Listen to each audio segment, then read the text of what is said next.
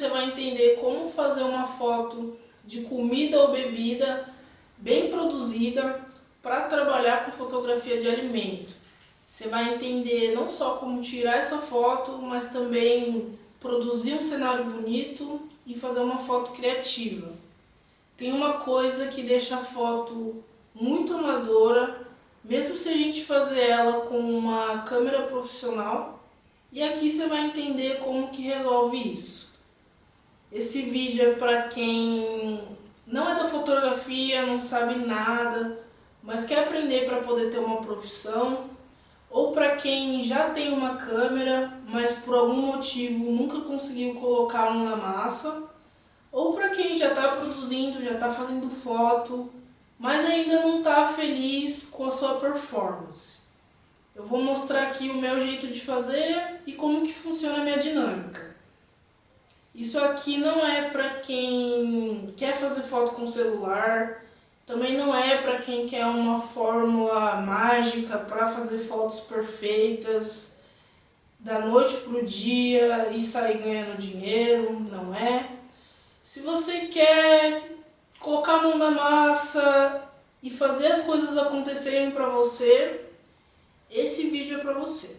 Antes de explicar como fazer as fotos e as produções, eu vou contar como que eu vim parar aqui na fotografia de alimento. Eu vim para Portugal para fazer um curso de turismo de aventura. Eu sempre gostei de atividades de natureza, trilha, saltar de paraquedas, fazer tirolesa, tudo assim que está relacionado com aventura. Eu sou muito apaixonada.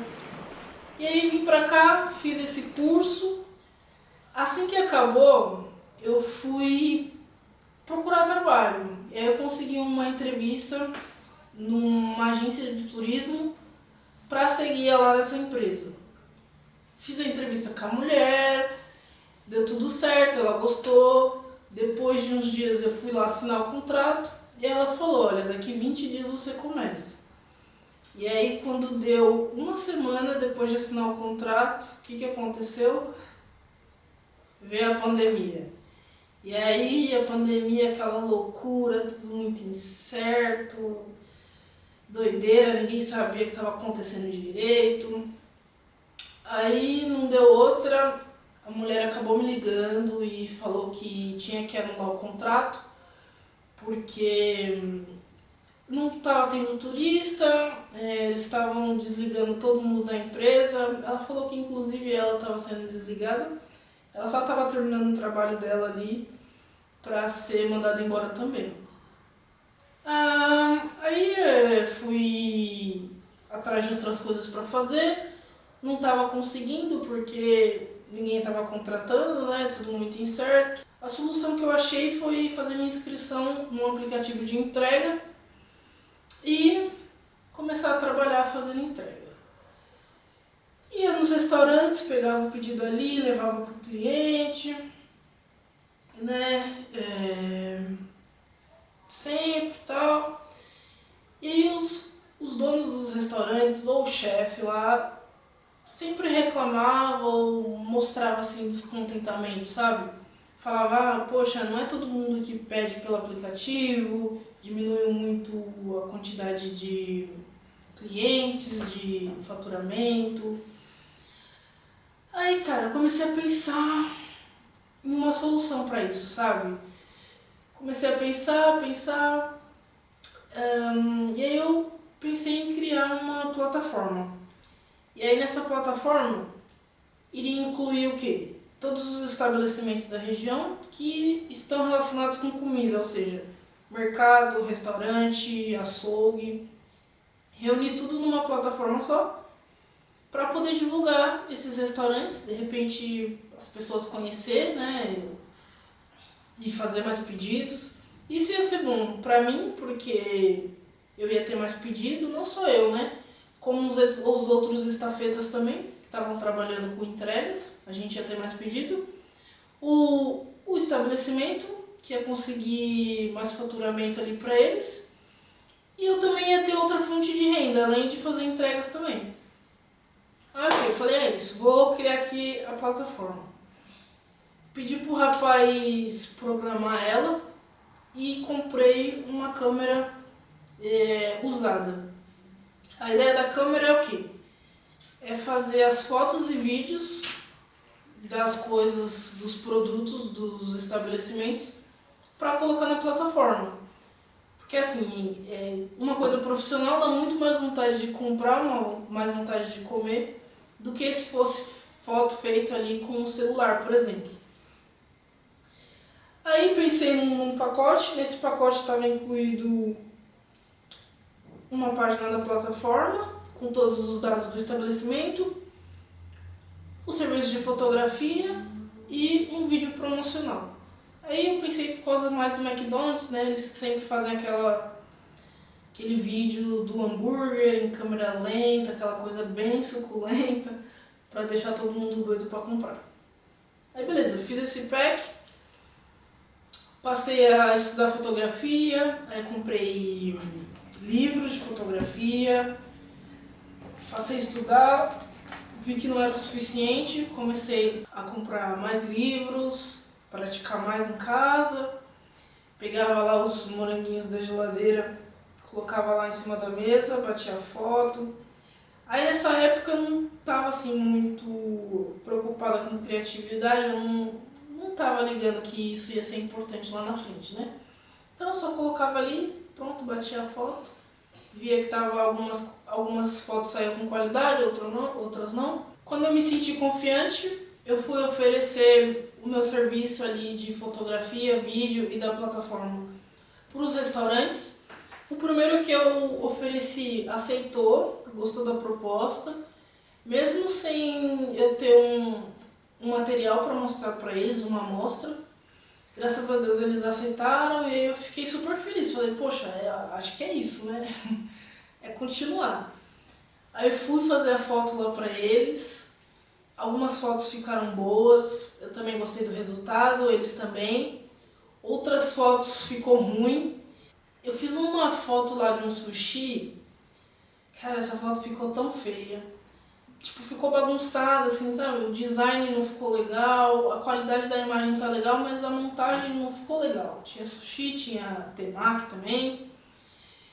E por conta dessa foto, eu falei, eu acho que eu preciso praticar aqui um pouquinho mais de decoração, design, entender um pouco mais de empratamento também, para as fotos ficarem mais bonitas. E aí fui praticar em casa um pouco mais, ver o que dá certo, o que não dá. Também fui entender um pouco mais sobre design para praticar. Nessa parte de criatividade até os restaurantes que aceitaram os pacotes foram me ajudando. Teve uma vez que o Milton, que é um pizzaiolo, fui lá fazer as fotos para ele e tal. E aí no final da sessão ele falou assim, poxa Gabi, será que na próxima sessão a gente não pode fazer uma foto aqui da preparação, eu mexendo na massa, ou eu fazendo aqui a pizza e tal? Aí eu falei, claro Milton, na próxima que eu vim aí a gente faz uma foto disso daí e tudo. E a partir desses momentos que eles foram pedindo as coisas, eu montei uma coisa que eu chamo de etapas gastronômicas. Isso fica dentro do pentagrama da estilização criativa e eu vou explicar tudo para vocês mais lá na frente. Aí fui fazendo foto, oferecendo os pacotes para os restaurantes. Alguns aceitavam, outros não. A maioria falava não, falava que a plataforma não tinha visibilidade. E realmente não tinha visibilidade. Falavam também que tinha plataformas de graça, como a TripAdvisor ou o Restaurante Guru. E realmente essas plataformas são enormes e tem muito mais visibilidade e são gratuitas, né? Tava difícil competir. Mesmo assim, não parei ali, continuei oferecendo. A maioria falava não, outros falavam sim. Eu ia lá fazer as fotos. Aí foi passando o tempo,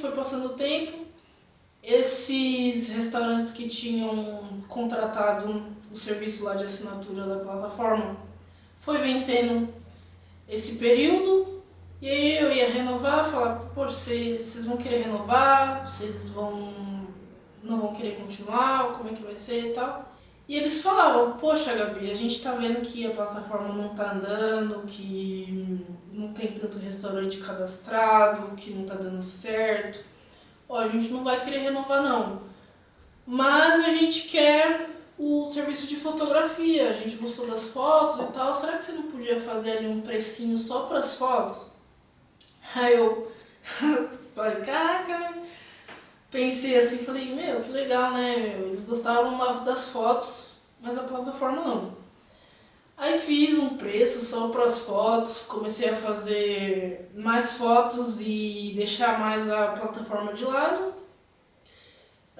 Tinha uma coisa também que eu não estava me ligando, que nas fotos que tava lá no Instagram, a plataforma ela tinha um Instagram próprio dela. E lá eu ia colocando, né, as fotos que eu tirava dos restaurantes. E nos comentários tinha ali uma pessoa ou outra que comentava, ah, quem que foi que fez essa foto?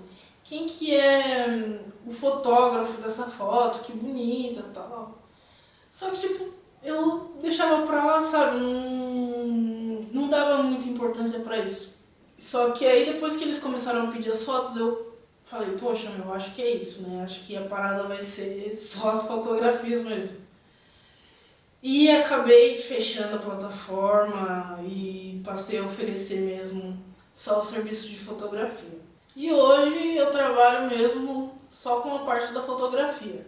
Sempre que você estiver comendo, sempre que você vê comida, lembra que você poderia estar fotografando para esse restaurante ou para essa marca, ao invés de só estar consumindo, só estar gastando.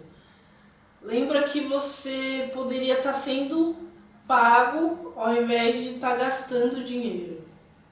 Sempre que você vê comida, lembra que você poderia estar sendo pago por essa marca. Agora eu vou falar como produzir essas fotos. Tem o jeito certo e o jeito errado. Começando pelo jeito errado, a primeira coisa que a pessoa faz quando quer iniciar na carreira de fotógrafo é o quê? Joga lá no YouTube ou no Google qual câmera iniciar na fotografia. Qual câmera um iniciante deve comprar para começar na carreira de fotografia. Aí joga lá por várias perguntas de qual câmera começar. E aí vê vídeos, lê blog, perde lá um tempão e descobre que câmera que é. Aí essa pessoa descobriu essa câmera, aí ela vai atrás, né, de comprar essa câmera usada ou nova mesmo. As pessoas que conseguem comprar a câmera, que tem a grana, passa para a próxima etapa. Quem não consegue já acha que a fotografia não é para ela, porque não tem ali a grana para comprar a câmera. E aí desiste e fica por ali mesmo. Falando dessas pessoas que conseguem passar para a próxima etapa, o que elas fazem agora? É ir atrás de cursos de fotografia. Começa a pesquisar curso, ou aprende pelo YouTube mesmo, outras vão fazer cursos presenciais, outros online. E aí nesses cursos eles ensinam o quê? Triângulo da exposição. O que é esse triângulo da exposição? A exposição, ela é a luz atingindo o sensor da câmera para reproduzir a imagem. Se tem muita luz atingindo o sensor, a imagem fica muito clara, então ela fica super exposta. Um exemplo de uma imagem super exposta é quando a gente olha diretamente para o sol, que aí tem aquele clarão, aquele monte de luz entrando no olho, inclusive faz até mal, e aí a gente não consegue ver o resto, né? Só vê um clarão. Isso é um exemplo de uma imagem super exposta. Por outro lado, se não tiver muita luz atingindo o sensor, a imagem fica subexposta. que é quando a gente tá, imagina que a gente vai dormir, aí a gente fecha tudo no quarto, apaga a luz, e aí ali fica tudo escuro. Isso é uma imagem subexposta. Pode ser até que a gente veja ali alguma coisinha ou outra, mas a maior parte dela está escura. O equilíbrio dessas duas coisas, obviamente, o equilíbrio de luz, é uma imagem com uma boa exposição. Um exemplo disso é quando a gente está enxergando um ambiente iluminado e não está olhando diretamente para a fonte da luz, não está olhando nem para lâmpada, ou não está olhando diretamente para o sol, ou diretamente ali para o farol do carro, um carro na nossa direção, a gente olhando direto ali para o farol do carro. Uma imagem equilibrada é uma imagem com uma boa exposição. A câmera, ela vai imitar a mesma exposição do olho. O olho ele faz aquilo pra gente já automático, já equilibra a luz pra gente. A câmera, ela também consegue fazer isso no automático, mas às vezes não é tão preciso. Ou ela faz isso no modo manual, que é aí que entra o triângulo da exposição. Que é quando a gente ali coloca a câmera no modo manual e configura 3 funções na câmera. A primeira é a abertura, que é uma porta redonda que fica ali na lente. Essa porta ela serve para bloquear a luz. Então, quanto mais aberta ela tá, mais luz ela deixa entrar, a imagem tende a ficar mais clara. E quanto mais ela fechar, menos luz entra, a imagem fica mais escura. Além de controlar a iluminação da imagem, a abertura também é responsável por definir a zona que vai ficar focada na imagem. Ela que é responsável por criar aquelas imagens com fundo desfocado ou com o primeiro plano desfocado. A próxima função é a velocidade do obturador, que é uma porta quadrada que fica em frente ao sensor da câmera. Essa porta ela tem 2 abas que abre e fecha, permitindo entrar mais luz ou menos luz. Ela controla a duração de tempo que essa luz vai entrar. Imagine que a gente coloque lá 1 segundo. Então ela tem ali 1 segundo para abrir, deixar a luz entrar e fechar. Se a gente colocar, sei lá, meio segundo, menos tempo, ela vai abrir e fechar mais rápido. Por isso que é velocidade do obturador. Quanto mais tempo colocar, mais lento ela vai levar para abrir e fechar a porta. Quanto menos tempo a gente colocar, ela vai ter ali menos tempo, ou seja, ela vai ser mais rápida para abrir e fechar. A velocidade do obturador controla 2 coisas. O tempo que a luz vai entrar e atingir o sensor, e também como que vai aparecer o movimento das coisas na foto. Imagina aqui que a gente quer que apareça os rastros do movimento na foto. Então a gente tem que deixar mais tempo para ir entrando mais luz e o sensor ir registrando aquele movimento para aparecer na imagem. Se a gente deixar pouco tempo, a imagem vai ficar parada, ela vai ficar congelada.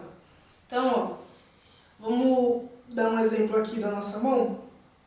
Se a gente mexer aqui a nossa mão, você vai ver que você vê e enxerga o movimento, os rastros do movimento dos dedos. Ó, fica aparecendo. Se a gente quiser que apareça isso, é só deixar bastante tempo para o obturador ir gravando. E por último, tem o ISO, que é uma função que fica no sensor da câmera ele é responsável por deixar o sensor mais sensível. Se o sensor fica mais sensível, ele consegue ampliar a luz que ele está recebendo. Então fica uma imagem mais clara. O ISO é como se fosse um microfone. Imagina que tem lá um orador dando uma palestra, só que o microfone está muito baixo, o volume está muito baixo. E aí ele precisa aumentar aquele volume, aí a produção, ele pede lá para a produção aumentar o volume do microfone. E aí o que acontece?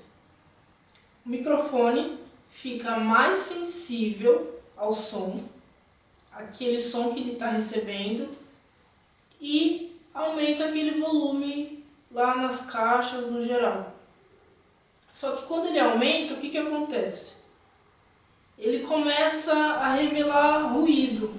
O problema do ISO é que quando ele amplia essa luz, ele começa a revelar muitos ruídos. Tipo, a imagem fica com vários grãos, várias coisas ali que a gente não quer na imagem, acaba danificando mesmo a foto. Um problema aqui no ISO é que eu vejo 99% das pessoas falando que quanto maior o número do ISO, mais luz vai ter. Quanto menor o ISO, menos luz vai ter. Só que na verdade não, o ISO ele não consegue controlar a quantidade de luz que vai entrar. Quem controla isso é a velocidade do obturador e a abertura. Ele sim consegue abrir e fechar para deixar entrar mais ou menos luz. O ISO ele só trabalha com a luz que já foi recebida ali, ele não tem poder de ter mais ou menos luz. Então, o ISO ele vai estar alto porque tem pouca luz. Ele vai estar baixo porque tem muita luz. E não o contrário, como aparece no triângulo da exposição. Um outro problema aqui no triângulo da exposição é o excesso de luz. Às vezes, se a gente estiver num ambiente com muita luz, fazendo uma foto num parque ou num lugar externo, assim, onde tem muito sol, a gente vai ver que, mesmo no manual, no automático, a gente não consegue controlar aquela luz para chegar em uma boa exposição. Ele é muito simples, o triângulo da exposição é muito simples para o que a gente precisa mesmo para a fotografia. Um outro problema também no triângulo da exposição é quando você quer que a sua imagem fique com um fundo desfocado. E para ter o fundo desfocado precisa deixar a abertura grande, ou seja, entrando bastante luz. E isso também, quando entra muita luz, deixa a imagem super exposta. E cara, a gente não consegue resolver esse problema usando só o triângulo da exposição. Continuando a sequência, a pessoa vai para a última etapa, que é entender e aprender regra de composição. E aqui ela aprende uma das principais regras, que é a dos terços. São duas linhas na vertical, duas na horizontal. E diz assim que a gente tem que colocar o objeto na intersecção dessas linhas, no cruzamento delas. Eles focam muito em ensinar como enquadrar, né, a imagem e não realmente como mexer ali na produção, no cenário, em criar alguma coisa ali mais criativa. E colocar o objeto ali no cruzamento não é tudo. Muita gente acha também que o problema é porque a foto não está editada, e não é, porque uma edição não salva uma foto mal produzida, né? A função dela é aprimorar o que está ali. Se tiver uma coisa muito estranha, muito feia, não vai fazer milagre. O outro lado é o jeito certo, que é usando a sequência evolutiva de produção. São 5 fases aqui. A primeira é a fase plinha, que é de 0 até 4 produções.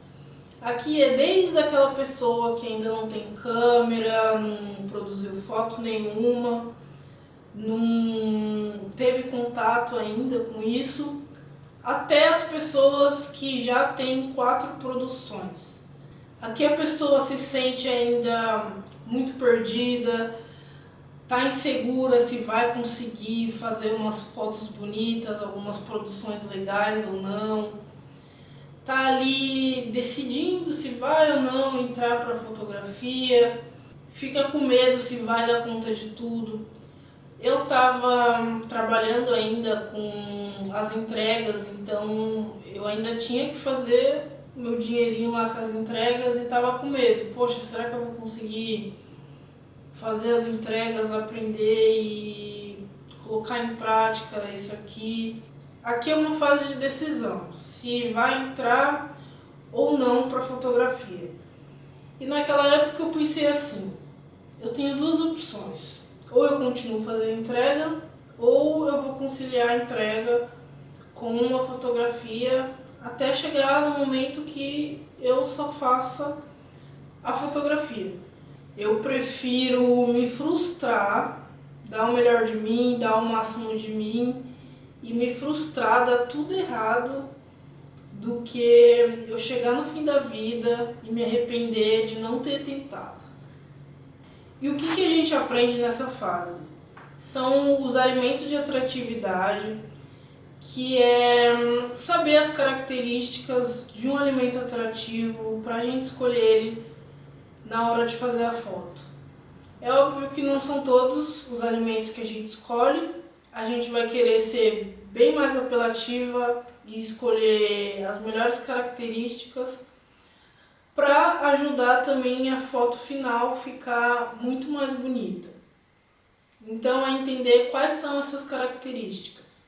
Depois, aprender a fazer o escopo de criação, que é um esboço da nossa produção final. O esboço de criação representa a essência do seu projeto.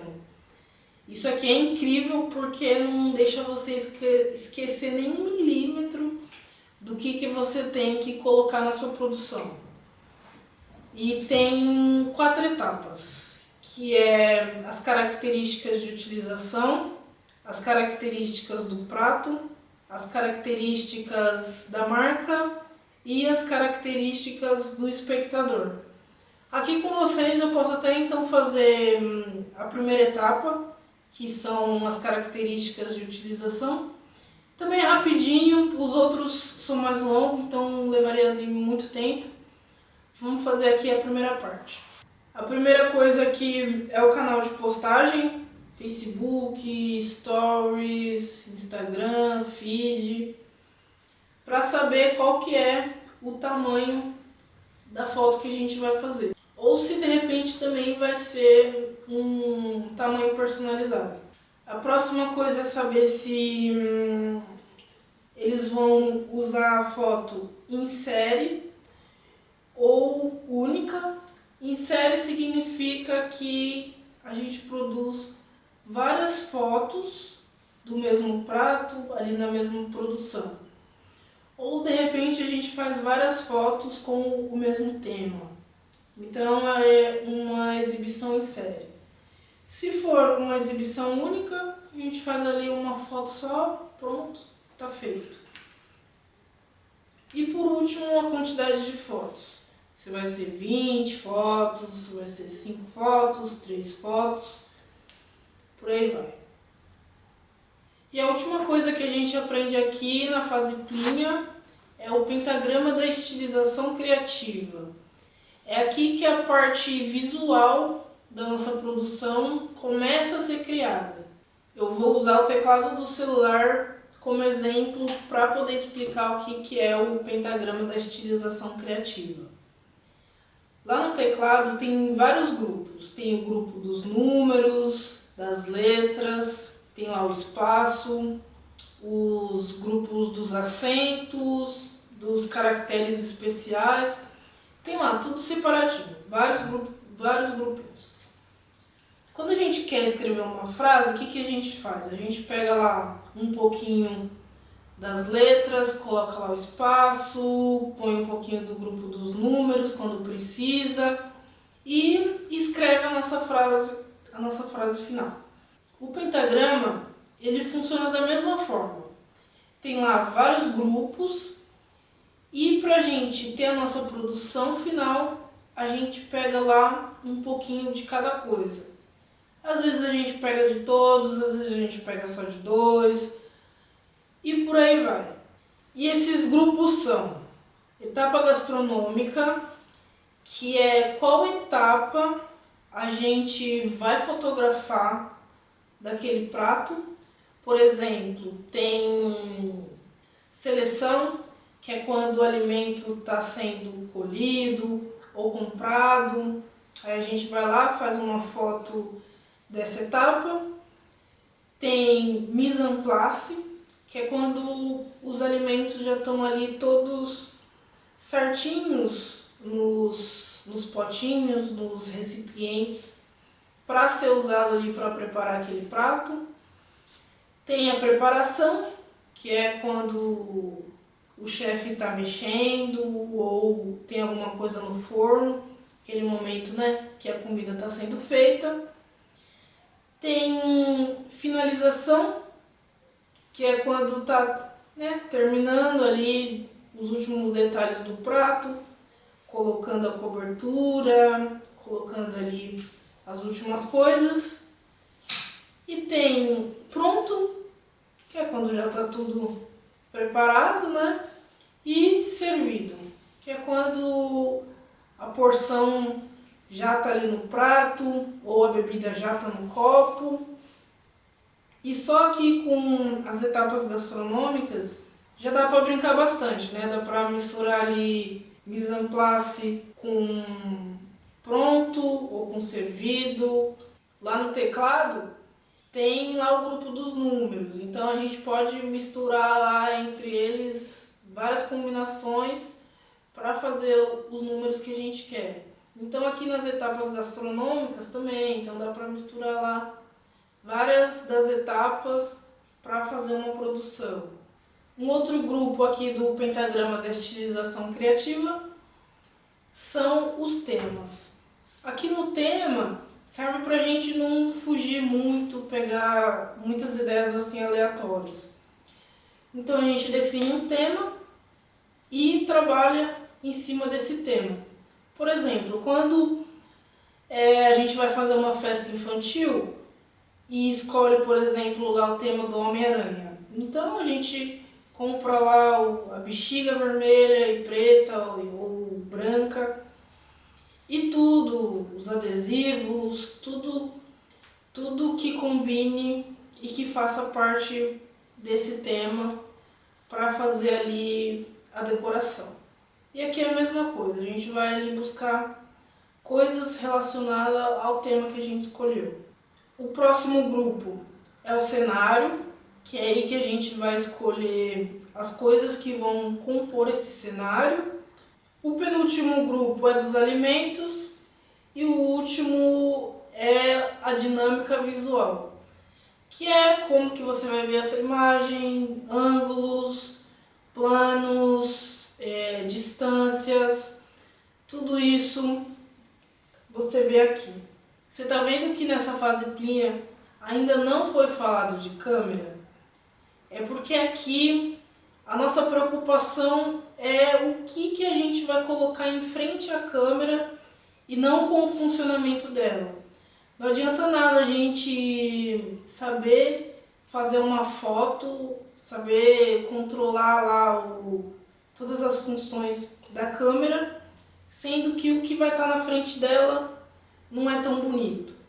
Então vamos se preocupar aqui com a produção, com o cenário, com a criação, e depois a gente registra aquilo que a gente criou. Depois a gente aprende isso. Aqui eu tenho 2 exemplos de imagens. Uma foi feita antes de saber o pentagrama da estilização criativa e a outra foi feita depois.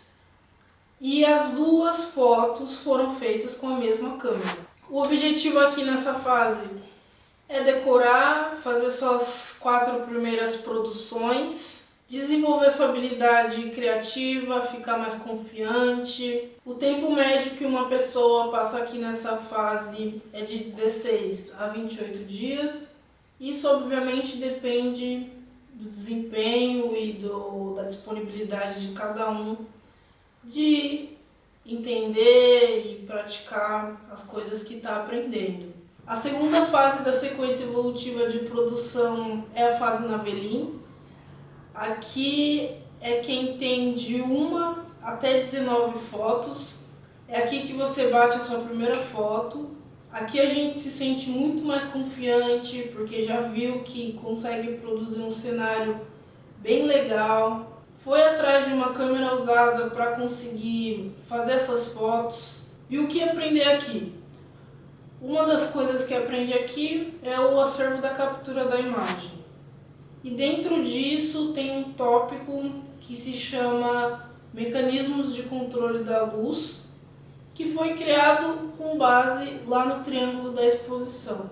Tem a quantidade de luz, o tempo de luz, a amplificação da luz, a temperatura da luz e o excesso de luz.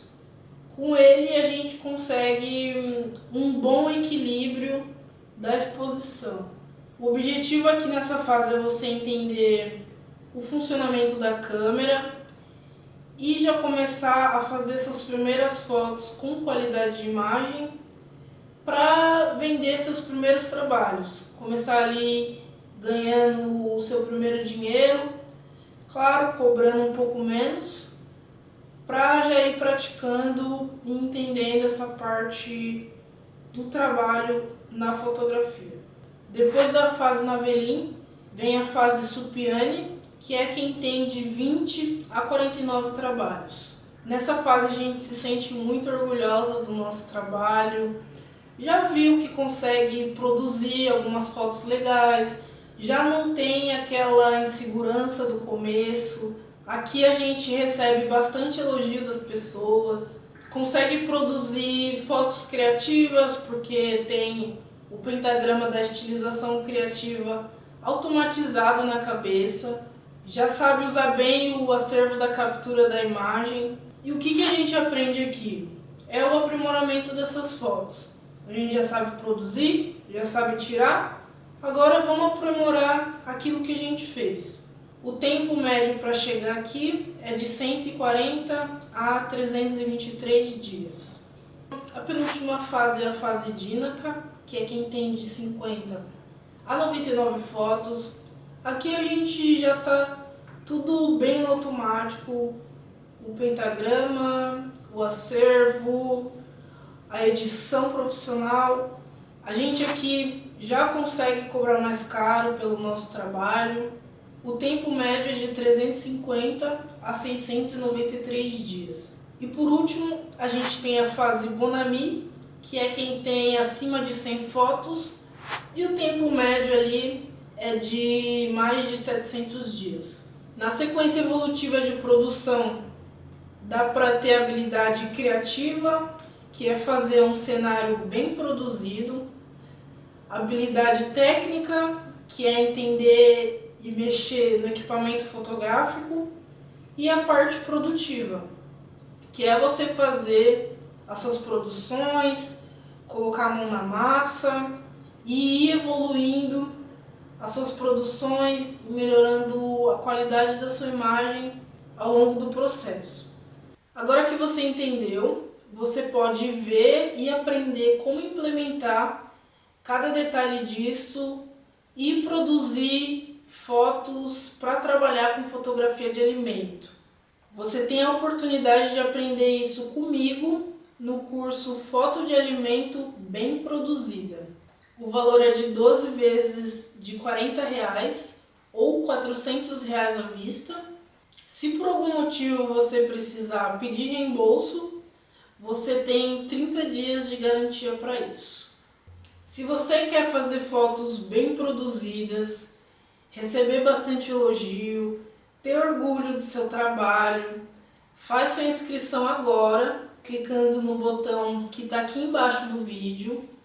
Assim que você se inscrever, você vai receber o login e a senha da plataforma lá no seu e-mail para poder assistir todas as aulas desse treinamento.